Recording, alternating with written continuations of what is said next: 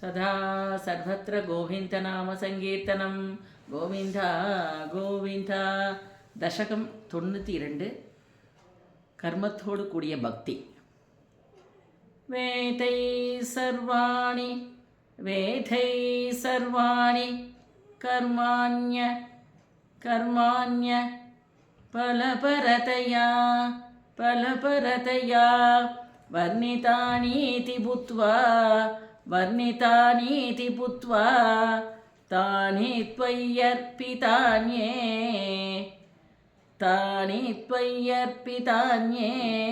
वहि समनुचरन् यानि नैष्कर्म्यमीश मा भूत्वेतैर्निषिद्धे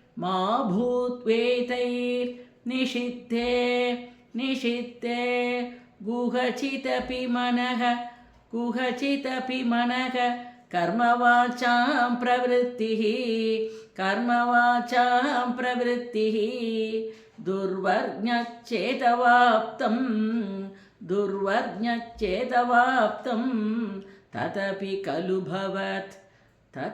खलु भवत् अर्भये चित्प्रकाशे वेदै सर्वाणि कर्माणि यबलपरतया वर्णितानीति बुद्ध्वा तानि त्वय्यर्पितान्येव हि समनुचरन् यानि नैष्कर्म्यमीश मा भूत्वेतैर्निषिद्धे कुहचिदपि मनः कर्मवाचां प्रवृत्तिः दुर्वर्ण्ये चेतवाप्तं तदपि खलु भवत्यर्पये चित्प्रकाशे यस्त्वन्यः कर्मयोगः तव भजनमयः तत्र चापीष्टमूर्तिं हृद्यां तवैकरूपां त्रिषति हृतिमृति क्वापि वा भावयित्वा पुष्पैर्गन्धैः निवेद्यैः अपि च विरचितैः शक्तितो भक्तिभूतैः नित्यं वर्यां सपर्यां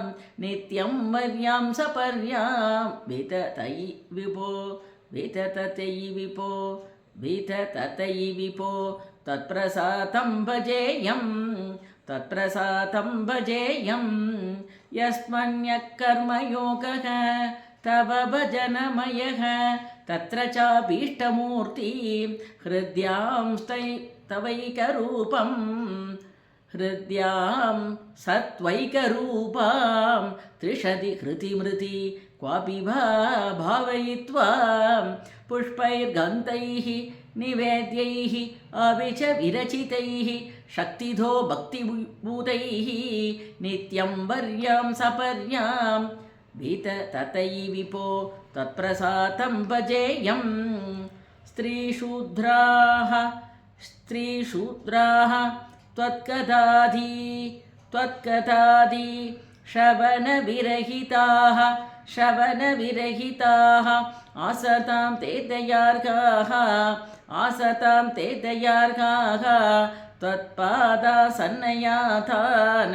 त्वत्पादासन्नयातान् द्विजकुलजनुषो हन्त शोचाम्यशान्तान् वृद्ध्यर्थं ते यजन्तो बहुकथितमपि त्वामनाकर्ण्ययन्तो तृप्ता विद्याभिजात्यैः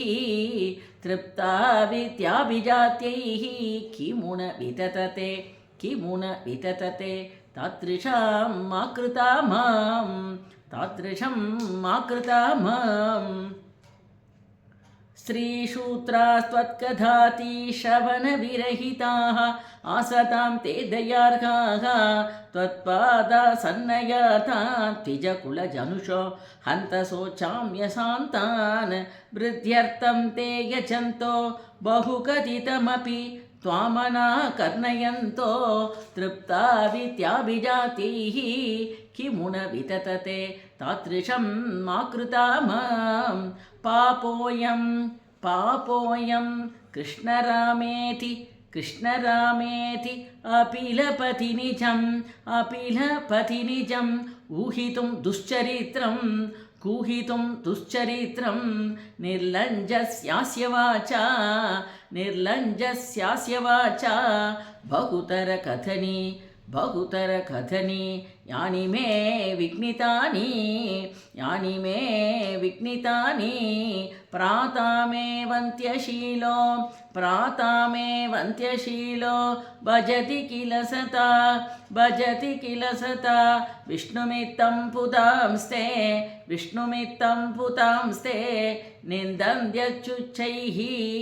निन्दन्त्युच्चैः हसन्ति त्वयि निहितमतीं तादृशं मा कृता मां पापोऽयं कृष्णरामेति अपिलपति निचं गूहितुं दुश्चरित्रं निर्लज्जस्यास्य वाचा बहुतरघतनि यानि मे विघ्नितानि प्रातामेवन्त्यशीलो भजति किल सता विष्णुमित्तं बुधांस्ते निन्दन्त्युच्चैः हसन्ति त्वयि निहितमतीं तादृशं मा कृता मां स्वेदच्छायां कृते त्वां मुनिवरवपुषं प्रीणयन्ते तपोभिः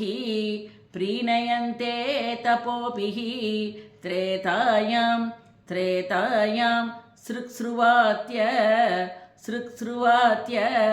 अंकितमरुणतनुं यज्ञरूपं यजन्ते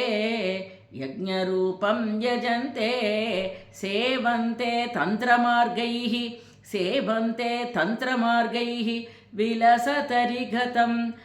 विलसतरिगतं त्वापरे श्यामलाङ्कं नीलं सङ्गीतनाट्यैः इह कलिसमये मानुषास्त्वां भजन्ते स्वेदच्छायं कृते त्वां मुनिवरवपुषं प्रीणयन्ते तपोभिः त्रेतायां सृक्स्रुवात्यङ्कितमरुणतनुं यज्ञरूपं यजन्ते सेवन्ते तन्त्रमार्गैः विलसतरिगतं त्वभरे श्यामलाङ्कं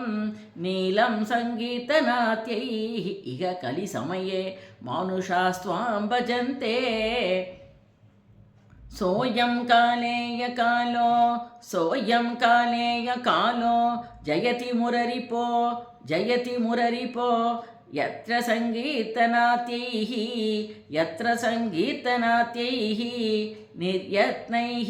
निर्यत्नैः एव मार्गैः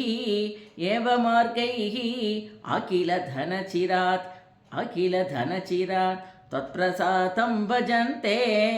त्वत्प्रसादं भजन्ते जादास्त्रेधा कृतातौ अभिः किल कलौ सम्भवं कामयन्ते दैवा तत्रैव जातान् विषयविशरसैः मा विभो वञ्चयास्मान् सोऽयं कालेयकालो जयति मुररिपो यत्र सङ्गीतनाट्यैः निर्यत्नैः एव मार्गैः अखिलतनचिरात् त्वत्प्रसादं भजन्ते जादास्त्रेधा कृतातौ अभिः किल कलौ सम्भवं कामयन्ते दैवा तत्रैव जातात् विषयविषरसैः मा विभो वञ्चयास्मान् भक्ताः तावत् कलौ स्युः त्रमिलभुवि ततो भूरिशस्तत्र चोच्चैः कावेरीं ताम्रवर्णीम् अखिलकृतमलां च पुण्यां प्रतीशीं हा मामाप्ये तदन्त्रः भवमपि च विपो किञ्चिदञ्छत्रसं त्वय्याशापाशैः निबत्य प्रमयन भगवन्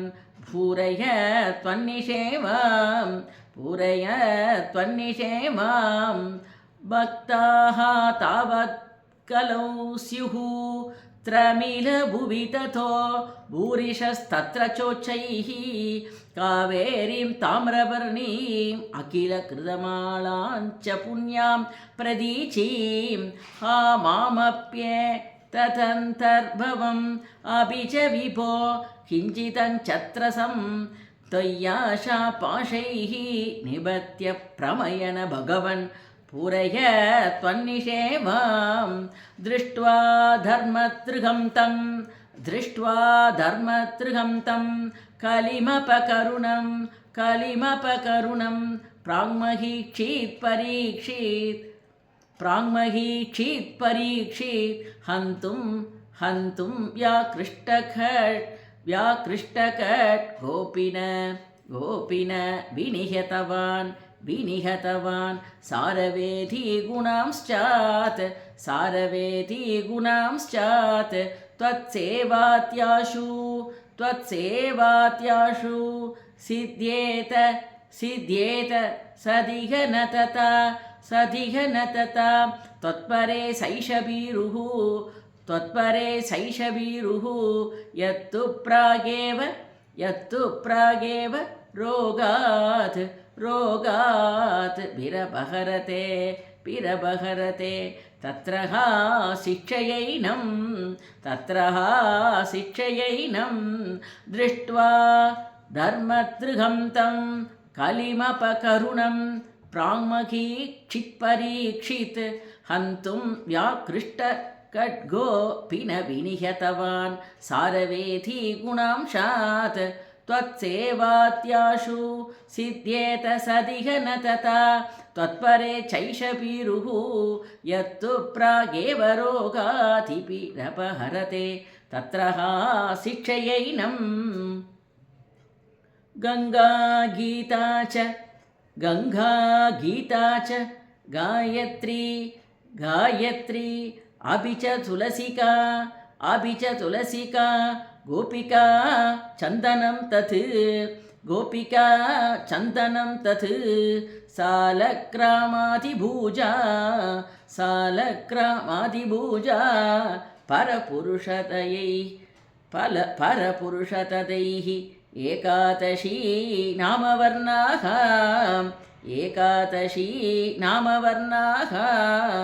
एतानष्टाभ्य यत्नान् ऐहिकलिसमये त्वत्प्रसादप्रवृद्ध्या क्षिप्रं मुक्तिप्रदानी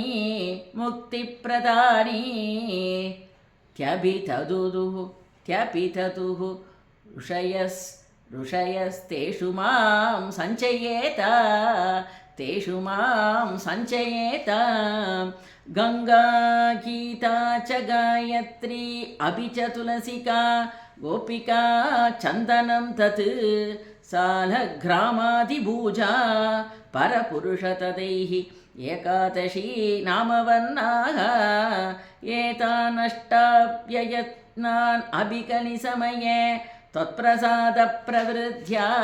क्षिप्रं मुक्तिप्रदानीति अभिततुः ऋषयस्तेषु मां सञ्चयेताः देवर्षीणां पितॄणाम् अपि न पुनः ऋणि किङ्गरो वासपूमन् योऽसौ सर्वात्मना त्वां शरणमुपगतः सर्वकृत्यानि हित्वा